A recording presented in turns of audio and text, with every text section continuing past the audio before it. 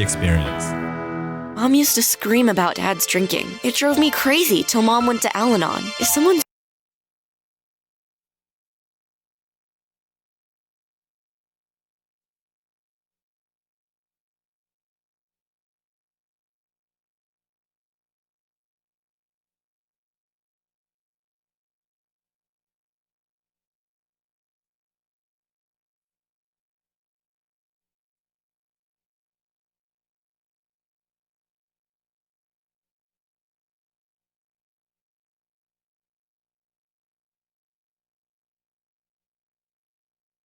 .com.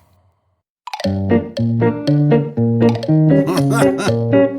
we go. Good morning and welcome to KDXI St. George, Radio St. George at 100.3 FM. It's our pleasure to present to you The Garden Show with Artie and Woody. It's time to find out, how does your garden grow? Here are your hosts for The Garden Show. All right, folks. And Woody.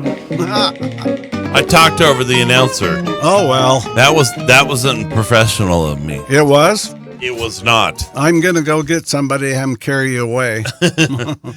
Welcome, ladies and gentlemen, to the Fun and Garden Show on Radio St. George, 100.3 FM in beautiful St. George.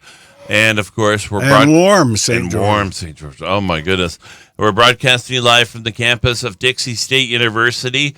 And I was going to mention our opening. You know, I used to make fun of you. You know, when that our show opening started, you started to nod your head and get really excited. Yeah. And I caught myself doing it as well. We need to get a couple of horses and tie them up outside. It does sound like horse galloping music. Yeah, You're it right. does. It is. Well, welcome, folks, to another exciting edition of the Fun and Garden Show with Woody. We've been syndicated nationally, right? We sure have. You are our star. Yeah, I'm a radio personality at my age. I don't think personality. No, a superstar. Superstar. Yeah, personality isn't big enough. No, Yeah. And you are the star. You've been one for 20 years. No, Artie. I'm a has-been. But you're our superstar of the show because you know everything about gardening, and I absolutely know nothing. I know a little bit about everything and not a lot about anything. I'm just the guy punching the buttons and learning as we go along. And you were scared this morning when you came to the studio. Oh, let's talk about that. Should we talk about that really quick? The green bugs, yeah. Oh my goodness. Okay, so yeah, I walked out my front door and there's bugs everywhere. These little green bugs. They're lots of different sizes. They're little specks. They look like eggs. Maybe they are eggs. Yeah. And so, and then I came here to the studio, and they're all over the door as well. So I had a little discussion with you, and you know what they are. And tell us all about what are the green bugs that we're experiencing here. We're being invaded, Woody. This is crazy. Exactly. And not only that, we ask to be invaded. Well, tell us. The city is paying for those green bugs. Back in 2006, the city had a huge problem with tamarisk along the river. Okay. And now tell us what tamarisk is. Well, I think it's from Russia or that area. So it's some kind of a bush, a shrub they brought in to keep erosion down. And it does keep erosion down. The problem is it's too aggressive, and each one of those shrubs or trees drink 150 gallons of water a day. Oh my gosh. And they have roots that go everywhere. Now why? Okay, so they brought them in and they planted them along the river. Well, the city did. They didn't. No, not that. They planted them in parts of the western United States, and they spread. Okay. They spread by themselves. Okay. And they spread from the Colorado River up into the Virgin River. Yeah. And it was awful because if you wanted to go down to the river, you couldn't do it. The tamarisk was so thick you couldn't get through it, and they have a huge amount of insects all over them. And so they talked about poisoning them. They talked about pulling them up with backhoes. and so on and so forth. And somebody somewhere come up with the idea of importing these beetles. They're native to the eastern and northern Asia. And you're not making this up. No, and You're not pulling her leg. No, they buy them. Just kidding. They buy them and bring them in, and they brought them in 2006, and they were everywhere. And after a month or so, the tamarisk started to die because these beetles eat all the leaves off the plant, and without leaves, the plant can't live, and they would die and turn to skeleton, and, it was great. And then they started planting willows along the river. Okay. So the willows kind of took over, which is a natural plant for the rivers, and it's good for the environment, and they don't use huge amounts of water. And they're clean.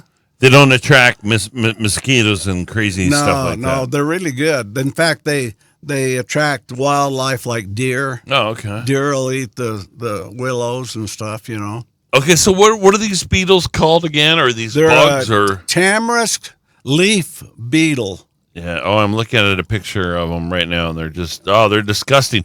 But you know what? Okay, so they're green. Yeah, they're green. Some of the pictures that I saw online, they're different colors. They're real little now, but they'll get a little bit larger as time goes on, and they eat and eat and eat. And then as the summer goes on, and the tamarisk start to die and the leaves are gone, they'll move on. The beetles will move on up the stream or down the stream where there's more tamarisk to eat. Really? Yeah. So, and they're not detrimental to anything. They don't bite people. They don't eat other plants. All they eat is tamarisk. They're freaking everywhere. Yeah. So because they're everywhere, and this is the first time I noticed them. It was this morning. I hate to have you speculate. I don't mean to put you on the spot, but do you think they brought in a whole big batch? Or I'm sure they did, because for the last 3 or 4 years there hasn't been very many around. And I think you said when we're talking about it off the air that they actually drop them from the. Well, I don't know about that. Well, that makes sense though. Yeah, I don't know how they spread them for sure. If they bring trucks in and drive along the river, or how they do it.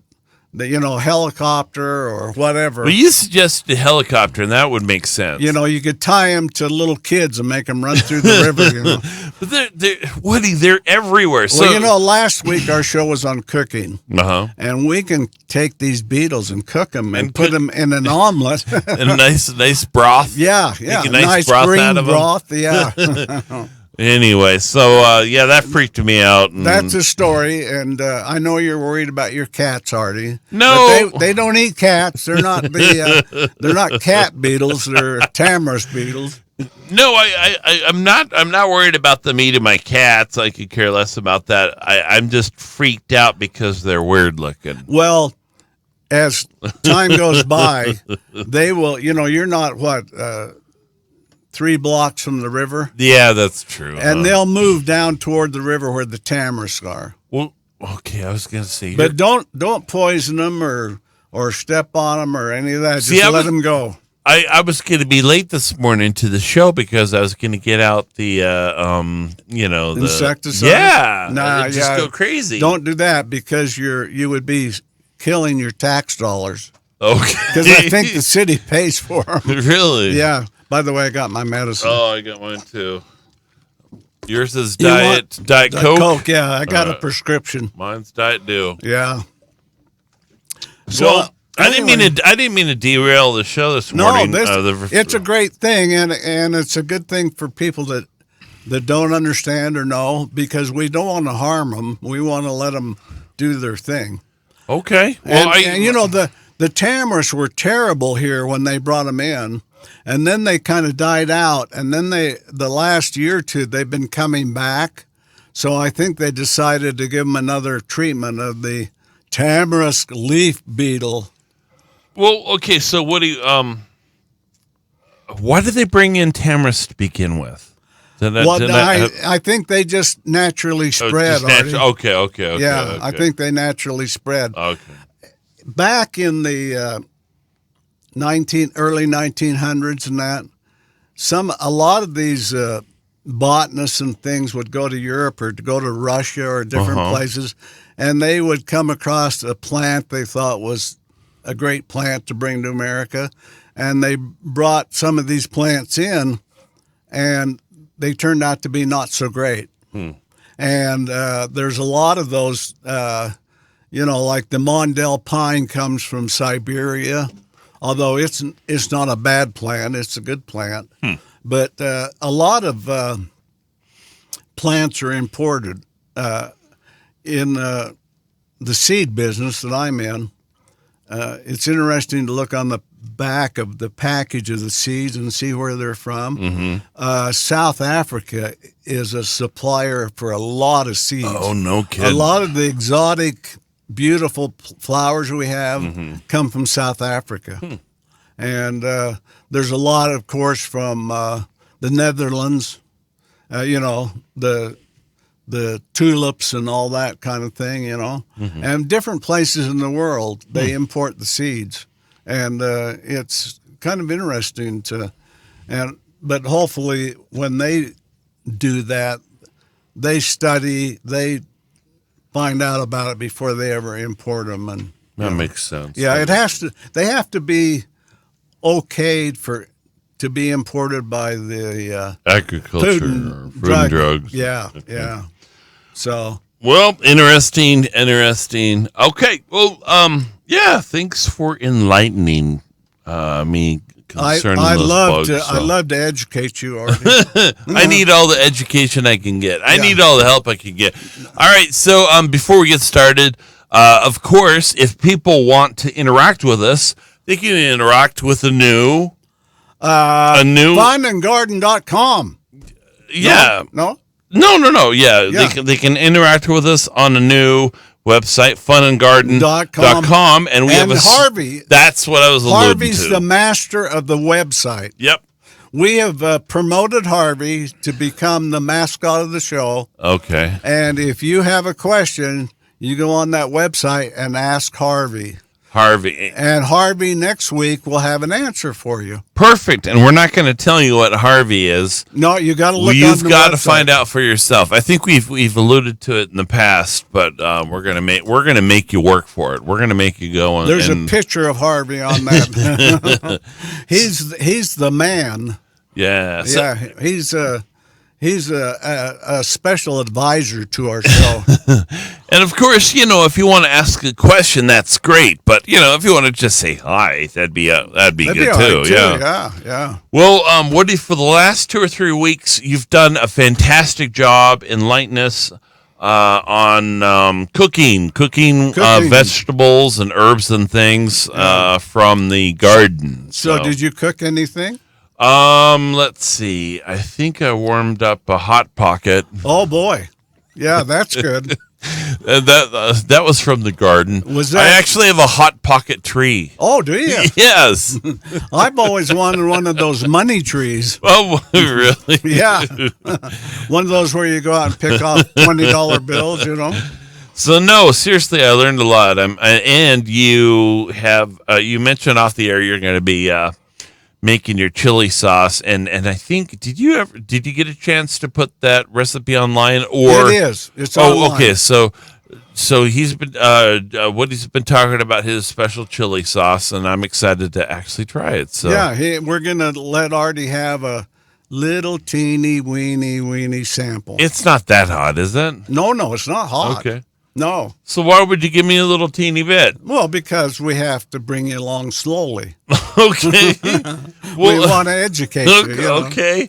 Because, I'm a hefty eater. Yeah. I have a big appetite. Yeah. So I need more sauce than just a teeny bit. Oh, do you? Okay. Yeah. Well, it depends. We'll have to give you enough depending on the size of roast you put it on. Okay. So if you get like an 8-pound roast, then you have to get more. Okay. Yeah. All right. I'm going to tell you another story today, Artie. Okay. And this one is about a lady that was an author back after World War II. She was a marine biologist, and she lived, I think, on the coast of Maine. Mm-hmm. And her name was Rachel Carlson. Have you ever heard of her? Rachel Carlson, no. Yeah. She wrote a book that changed the world. It was her second or third book, and it was called The Silent Spring. Oh, I'm embarrassed. I have no idea what you're talking about. Well, tell us. what it Enlighten was, us. she was basically the first environmentalist. And what scared her was during the early 40s, when the United States was at war, they had scientists that were making all kinds of things and trying all kinds of things, and they come up with synthetic insecticides. And these are insecticides that don't kill because they're natural in the environment, but they are lethal to all kinds of insects, but they were synthetic. They were compounds made from chemicals that are not natural, all right? And DDT was the foremost of those. Okay. And the problem with DDT, I can remember being a young lad and having my mother give me a sprayer full of DDT and told to go spray the window wells of our house to kill the spiders, like black widows and stuff like that. So in the late 40s, the early 50s, it was really prevalent because it worked really well. And they started spraying it from airplanes onto crops. But DDT had a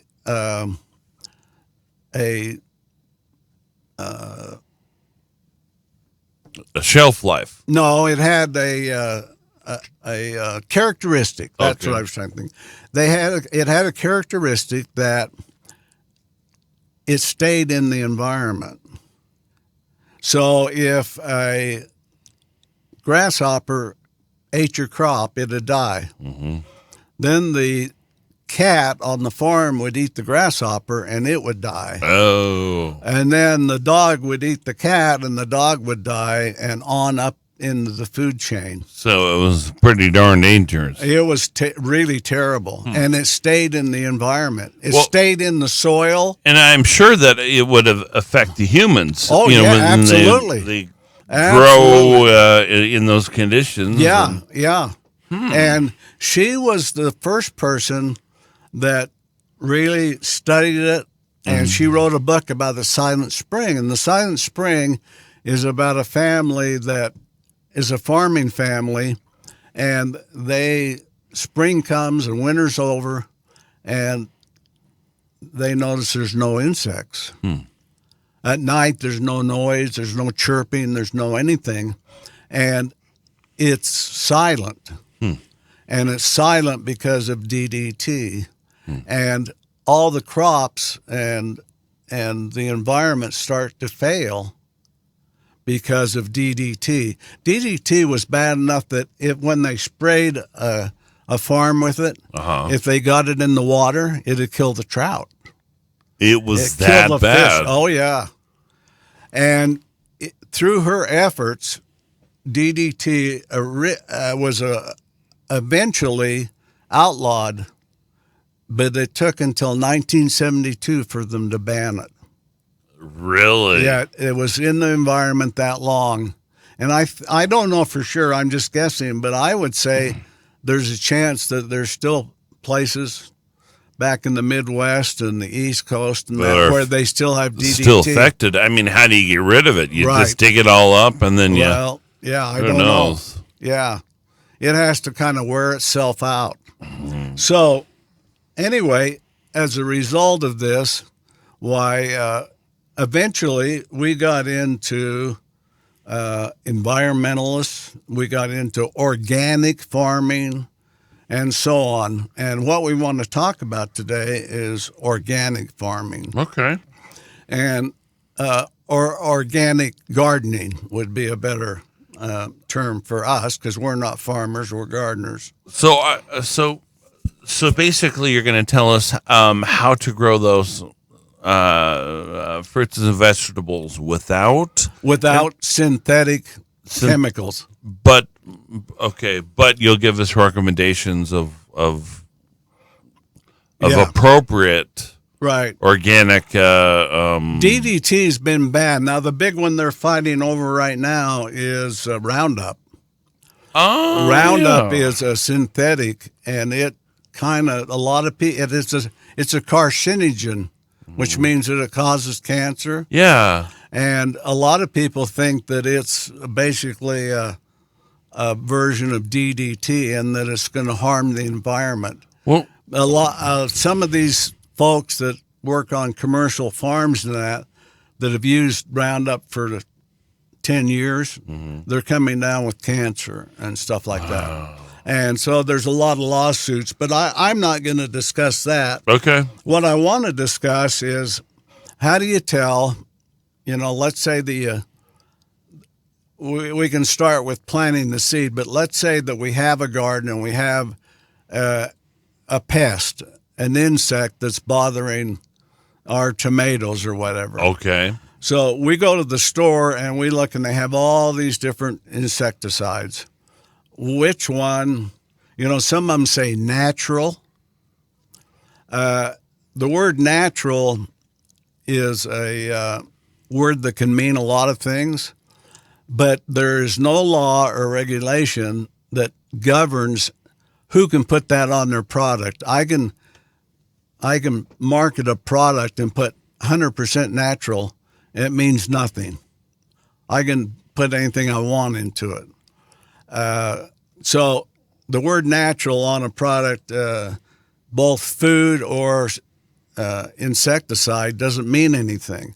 However, the FDA regulates the word organic, and it can't be used unless it really is organic. Unless it meets certain certain guidelines. criteria. Yeah. And the criteria that it has to meet is really strict. And so when you're looking at these insecticides, you're over at Walmart or Star Nursery or something, and you're looking at the bottles, and you wonder, well, I don't know what this chemical is.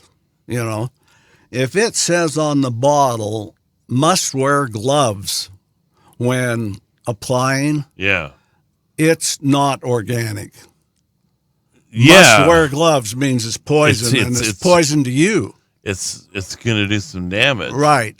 And, it talks about in this article that I'm referring to, it talks about, we put out bird feeders, we put out all this stuff to encourage wildlife in our yard, the beautiful birds and the hummingbirds and the different animals that might come in our yard. And then we turn around and use a synthetic insecticide that could kill them. So we want to be aware that we need to do the correct thing all the way through the food chain. So it's not a big secret that I work with seeds. Yep. And the state of Oregon back 10, 15 years ago adopted some guidelines in order for seeds to be labeled as organic. And their guidelines were that seed had to go through 3 years of like testing and 3 years of growing and producing another seed, and the next year growing and producing another seed. Had to go through 3 years without anything synthetic being given to the plant. They can't put fertilizers on it that are not organic. They can't put insecticides on it. It has to be clean for 3 years, and then they can market it as organic. Now, seeds are the same way, and the seed company that I'm associated with adopted that same standard for their seeds. So when you go into a store and you see a seed display and it says organic on it, that's what they're talking about, is that it's been through a 3-year cycle with nothing synthetic added to it. Are those more expensive? The organic? They are. Okay. They are, because just like everything else. You're gonna pay for that because it's a better quality item. It's hopefully. a better quality, and it takes more time, and it takes special machinery and sorting and all that type of stuff. So yeah, you're going to pay for it. You know, everything has its price, and so if we're serious about this, we need to first of all get the organic seeds. All right. Okay. Then second, when we prepare the soil, we need to make sure that we put only organic matter into the soil. Now, organic matter would be like you have a compost pit in your yard, or you buy compost that's 100% natural or organic. I was about to say that you would have to get everything organic. Yeah, everything. So. You can't use fertilizer that's synthetic. Yeah. You have to use just plain organic stuff, all right? All right, Woody, we have 10 seconds, and coming up after the break, we are going to talk more about organic And I want seeds to I want to tell you, all our fans, that you and I are organic, aren't we? Next time on your weekly Constitutional. Constitutions don't exist in a vacuum. Indeed, many of our ideas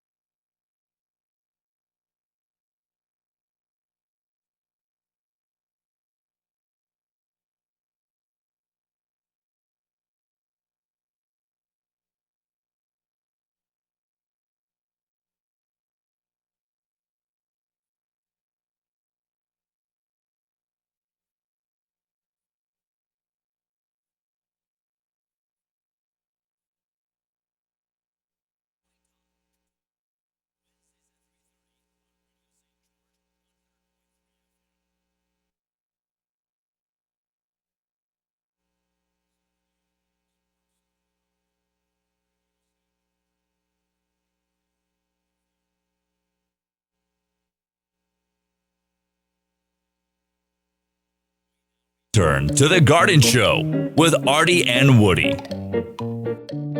Oh, here we are. We're back already. Ladies and gentlemen, it's the Fun and Garden Show starring Woody. Yeah, we were just spreading our organic matter all over us. Folks, if you want to call or text us, please call or text us at 435-879-4100 or ask Harvey a question. Tell us about where you can find Harvey. Harvey's on funandgarden.com. All right. He's the man. Yep, so interact with us. Heck, if you enjoy the show, just say hi. Yeah, and if you want to make arrangements, an appointment, you could come by and sit by Harvey and talk to him. Oh. That's what I do. I thought you were going to give the invitation for our fans to come in and be studio audience members. No. I don't think they can control themselves, Artie. You're just too beautiful. And you are beautiful today, brother. Oh, boy. What a man. Okay, so before the break, we were talking about organic compost to go along with the organic seeds that you purchase. Yeah, let's talk for a minute about the benefits of organic gardening. Let's say that you're successful and you actually are able to do organic all year long from start to finish. Okay. The first thing that they point out as a benefit is food safety. So you know that you're not getting DDT or some synthetic insecticide in your body. And those synthetic insecticides cause cancer and indigestion and everything else, you know. So what you're saying is that you got to be darn extra careful spraying these items, or even buying them from the beginning, from the everything get-go. from the beginning on. If you're going to be organic, you got to be organic. So food safety is and you go to the food market and you buy things, you don't know what they've been sprayed with. That's true. And I can tell you that they're sprayed with synthetic insecticides. Wow. Because those people are into it for the money and the profit. So there's a special. So I assume there's a special spray, bug spray, or insect, or whatever. We'll talk about that. Okay, I'm jumping ahead.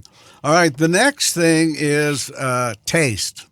Okay. The organic farmers believe and will tell you that the organic food tastes better. Mm-hmm. Now, at the different stores that have produce departments, they do have organic produce. As I'm thinking of Smith's, I know they have. They're all over the place. Yeah. And supposedly, if we trust them, we believe that they've been raised to be organic all the way through the cycle. All right. Have you done a side-by-side comparison at No, all, or I have haven't. you tried them? Or I haven't, but because I'm always paycheck to paycheck. I'll be honest with you, folks. I mean, I know that buying organic stuff is probably better than me, but I really can't afford it. So, which brings the question: is it worth it? Is it worth paying that extra money? that's the thing. Each person has to. Yeah. I do it to some degree, but I don't do it totally. Okay. And the next thing that it says is a benefit is improved performance. They believe, and I'm saying they because I'm talking about organic gardeners, that they when they have a plant, let's take tomatoes as an example, they have a stronger plant because it's organic. They have better production because it's organic. They have bigger fruit because it's organic. And so everything's better. Everything's bigger and better. Bigger and better, and there's a beetle. That's number 3. Did you really catch one? Yeah. We have beetles here in the studio? Yeah, I just threw it on the floor. Oh, my gosh. Oh, Artie, you okay? No, I'm just disgusted. Oh. I mean, call me a wimp. I don't care, but there's beetles everywhere. I mean, there he goes, out the door, folks. My gosh. Oh, there's one right. Ah! Get him, Artie. There's one in the corner of the studio. Oh, no. There is one. Oh, no joke. So these aren't going to harm us? No, you'll be okay. So it's not going to land on Come me. sit by me. I'll protect you. It's not going to land on me and dig into my skin and plant an alien. Like the invasion of the body snatchers. Yeah. These things are everywhere. This is freaking me out. Okay, I'm sorry. I Okay, interrupted. here we go. They believe there's more nutrients in organic vegetables. Peppers, corn, potatoes, and tomatoes benefit by having organic fertilizer. And there's been tests done that where they compare the two and they check the nutrients and everything, and the organic has more nutrients in it. More vitamin A and B, C, D, E, So F, it is G, worth H, I, J, K, L, M, So buying it from the store, it is worth it, and growing it yourself is worth it because you're gonna like you're saying it's bigger, better. Yeah, it's when a person gets my age, it's not worth it because we're so old we're going to die anyway. What? But when we're your age, What? You're it's worth it. 56. Huh? 56? You're not gonna. What? What are you talking No, about? I'm 46. Oh yeah, it was 46. Yeah. What are you talking about? You're Yeah. You're not old. Yeah. Oh, you're 46 going on 47. Yeah. All right. I'm something 7. I can't remember. Less garden bed maintenance. They believe that if you do it organically, that you're going to have less weeds, less maintenance, less disease, and so on. Let me ask you about that just briefly. Sorry to interrupt. Do you think that would be a little bit more ideal to plant organic fruits and vegetables in those raised gardens because you have more control over the soil and more control over the pesticides? I believe it would be. But again, Artie, it depends on how much value you put on it. You know, it is more work and it's a little more money. I don't know. The money's a lot, from early spring to the end of the summer. I don't know how much, maybe 10, 15% more money. But what value do you put on that, type of food? Sure. So, okay. Lower cost. They think that you can actually recoup the cost that you spend for the seeds and the different things in other ways. Healthy plants don't need special care. And then they talk about you can actually, and I don't know that I've ever seen organic lawn seed, but you can plant organic lawns, and that would be to have your lawns already planted, grown, and then start using organic fertilizer on them, organic insecticide, and so on. One of the things that people like is a really nice groomed lawn, so they'll use Weed Be Gone. And Weed Be Gone kills everything that has a broad leaf. Lawn has a narrow leaf, so down on the DNA type level, it's different than something that has a broadleaf. Now, Weed Be Gone kills dandelions, it kills this thing and that thing, but it also kills clover. And it also kills different broadleaf plants that might be growing in your lawn. And clover is very beneficial to a lawn. Now, why is that? What does clover do? Well, down in the root system of clover, it has some bacteria in the root system that produce nitrogen for your lawn, for the roots. And so clover is a natural fertilizer for the lawn.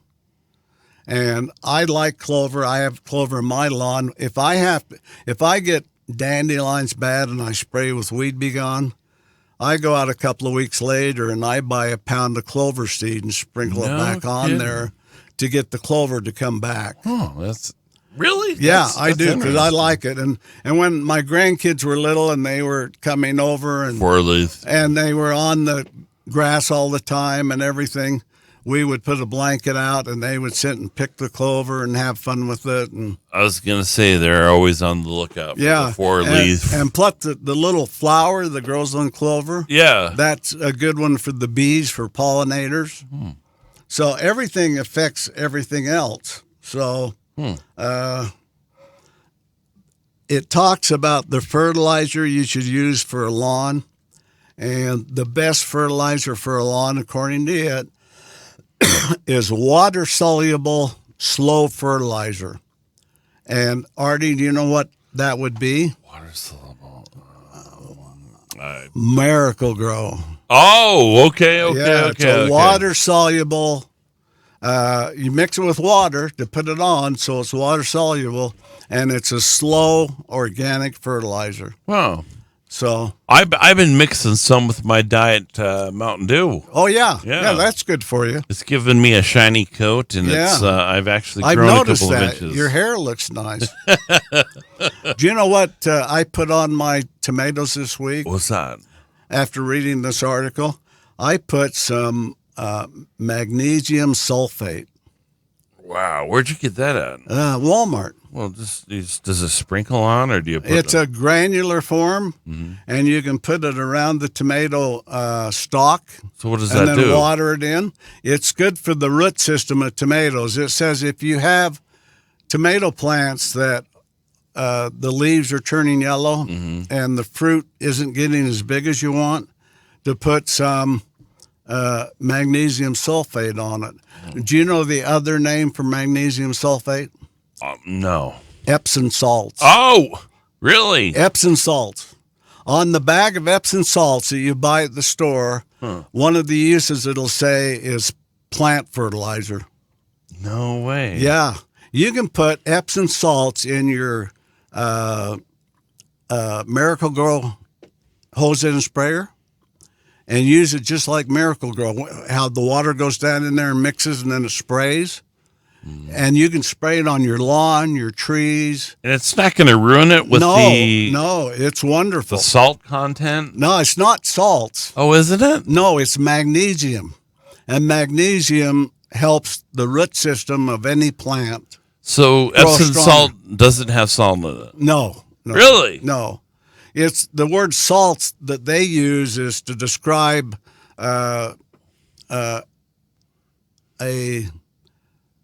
result of a chemical compound Oh, okay. that they used to use the word salts Okay. because they would take magnesium and dehydrate it and make it into a granular form and so on and so forth. Okay. So Epsom salts, along with soaking in your bath, Yeah. you can use it on your Hemorrhoids. no. Oh, Artie, bad.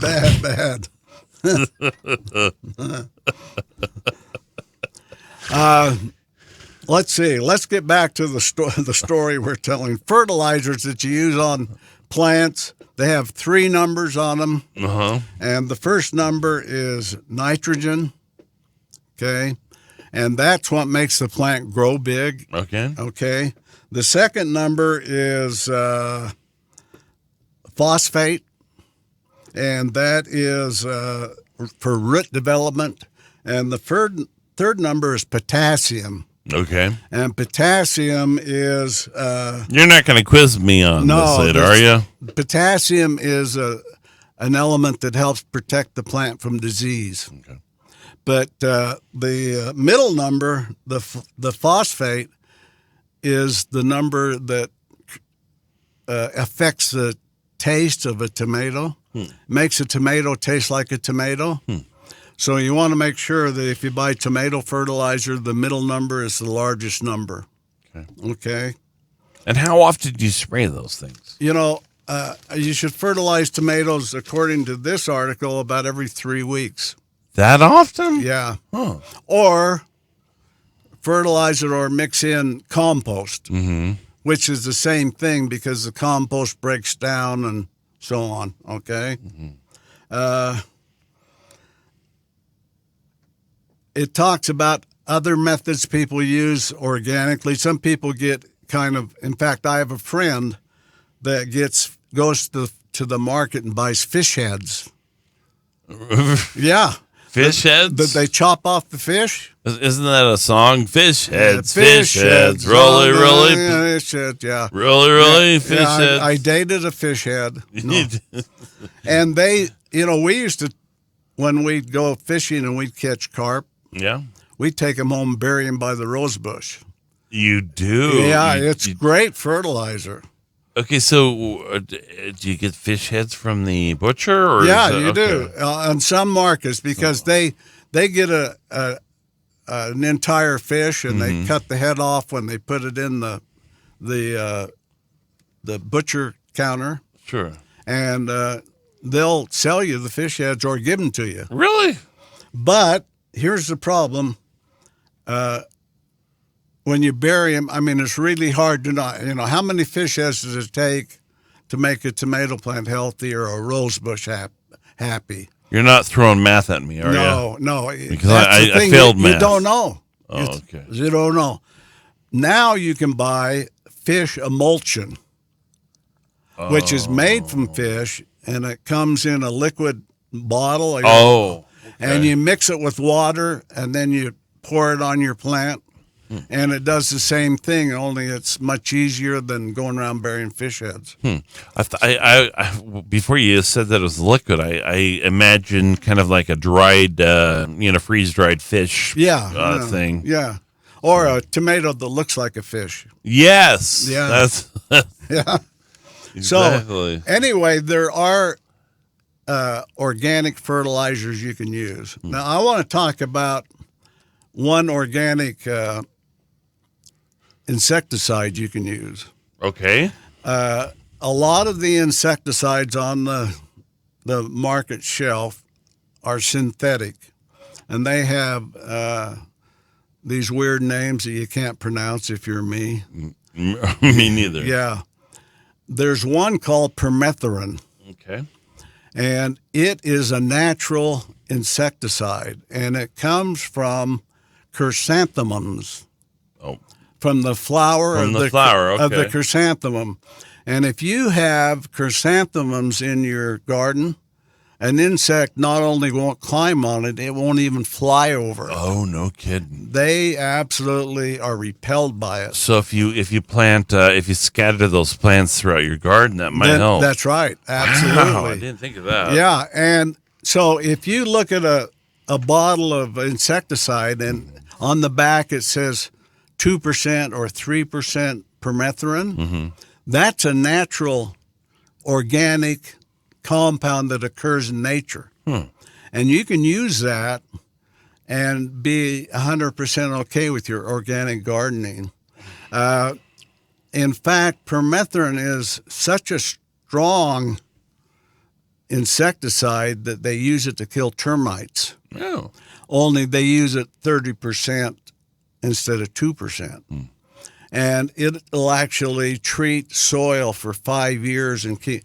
Termites are one of the hardest insects to kill there is. Oh, really? And permethrin is what they use to kill them.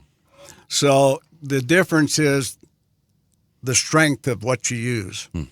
30% versus 2%. Okay?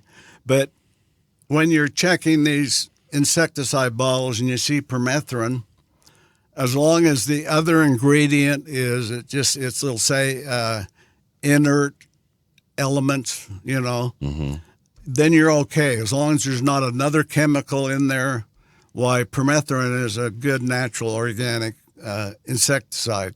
Like it kills these green hornworms that get on your tomatoes and eat your plants. And it kills white flies, and it kills aphids, and it kills a lot of different grubs in your lawn. What are some other natural repellents? Someone told me, I don't know if this is true or not, someone told me vinegar? Well, what you... or maybe I'm jumping ahead. Or, no, but what you're getting into is a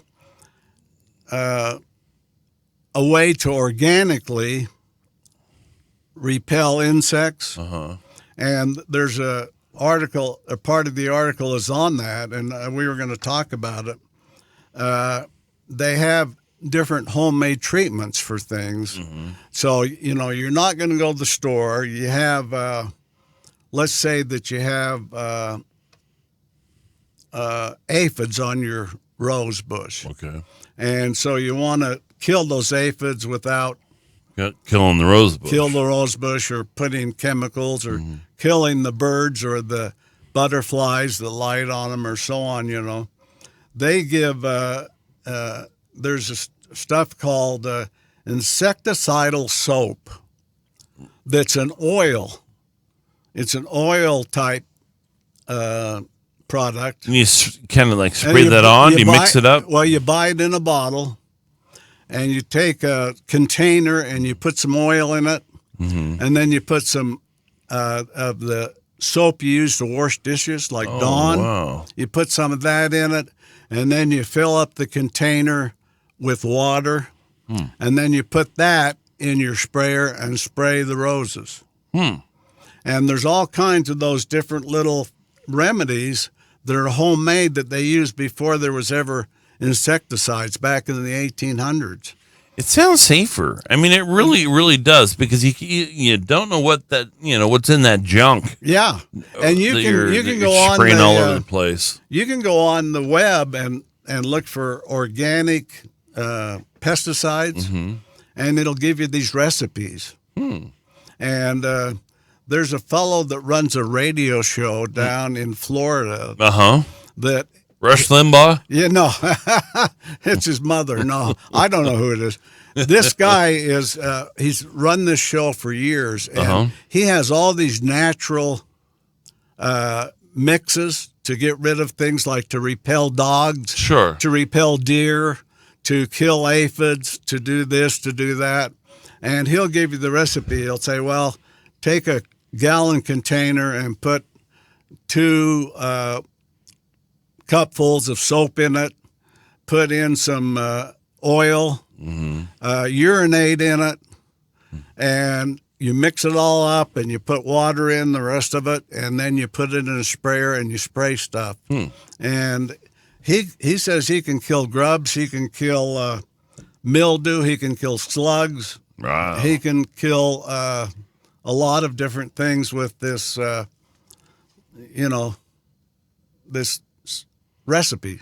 Urine-based recipe. Yeah. Human urine is in a lot of it. Really? Especially in the stuff that you use for repellent.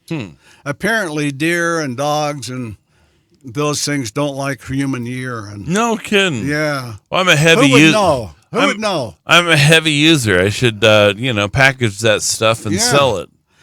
Now, the ultimate remedy for insects in your garden is to buy other insects. Ladybugs constantly eat other insects like aphids. You know, in the stores like Star, they'll have a little cup and it'll say ladybugs. I've seen those. Yeah, yes. You open that cup and there's 1,000 ladybugs in there, and you take it to your house and you open it and leave it by the roses, and pretty soon your roses will be insect-free. Wow. And the other bug that they sell are praying mantises. And those are good things. They eat any bug there is. In fact, they'll eat each other. Really? Yeah. And they come in a cocoon that's been taken off of the tree, and you tie a little thread around it and hang it in your tree, and they'll hatch out. I used to do that in Salt Lake, and I would have these praying mantises around the yard, and they eat everything. Are they more expensive than the ladybugs? Well, they're more expensive from the fact that you don't get as many. Oh, that's true. But, pretty soon you have these praying mantises that are 5 inches long on your yard. Yeah. And they're eating bugs all day long, all night long. Marianne down by the seashore shifting sand. They are really something when it comes to bug eating. And then that they run out of bugs, they eat each other. They do. Yeah, they really do. And they're pretty neat to watch, because if they're on a bush that's brown, they turn brown. If they're on a rose bush that's green, they turn green. Yeah. The side of hanging they'll out on the side of my house, they turn that color. They'll sit there and they're just as still as can be. And then when the bug walks by, zap. Wow. And the first thing it does is eat its little head off. Is that what they do? Yeah. Yeah. They don't have venom or anything, but they eat their little heads off. Well, thanks for sharing that with me. That's another I thought you would like that. Piece of horror. Yeah. That's going to keep me up at night. You know what's going to keep me up at night? What?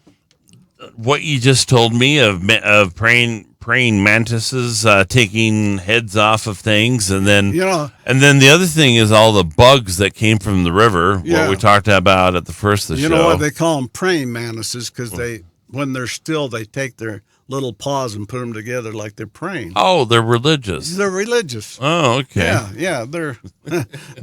You can buy Catholic praying mantises. You can buy LDS praying mantises. You can buy Protestant praying mantises. Yeah, I can see that. Yeah. And the aphids. No, the atheist. Oh, atheists. Yeah, praying the mantises. atheist praying mantis. They They don't don't put do their anything hands at all. together, no. No, they're worthless. Yeah. They don't do anything. They at don't all. do anything. So,